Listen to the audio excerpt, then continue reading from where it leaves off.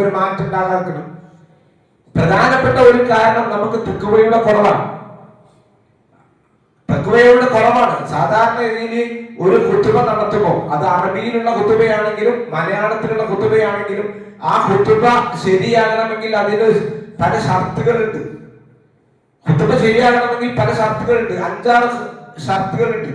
അതിൽപ്പെട്ട ഒരു ഷർത്താണ് തഖ്വ കൊണ്ട് ഉപദേശിക്കുക എന്നുള്ളത്. തഖ്വ കൊണ്ട് ഉപദേശിക്കാത്ത ഒരു ഖുതുബയല്ല. ആ ഖുതുബയാകണമെങ്കിൽ അതിന്റെ ഷർത്താണ്, നിബന്ധനയാണ്.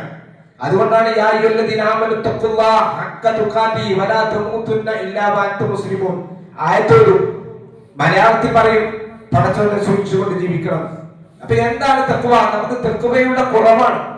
നമ്മുടെ ജീവിതത്തിൽ മാറ്റങ്ങൾ ഇല്ലാതാക്കാനുള്ള കാരണം പടച്ചവനെ കുറിച്ചുള്ള പേടി, പടച്ചവന്റെ നരകത്തെ കുറിച്ചുള്ള പേടിയില്ല.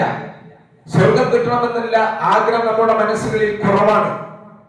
സൽപ്രവർത്തനങ്ങളിൽ നമ്മൾ മുന്നോട്ട് വരണമെന്നുള്ള ആഗ്രഹം നമ്മുടെ മനസ്സുകളിലില്ല. പടച്ചവനെ കുറിച്ചുള്ള ഭയമില്ലാത്തത് കൊണ്ടാണ് ഞാൻ കുറെയൊക്കെ നല്ലവനാണ് എന്നുള്ളതായ ഒരു അമിതമായ ആത്മവിശ്വാസം നമ്മളിലുണ്ട്. അത് അപകട.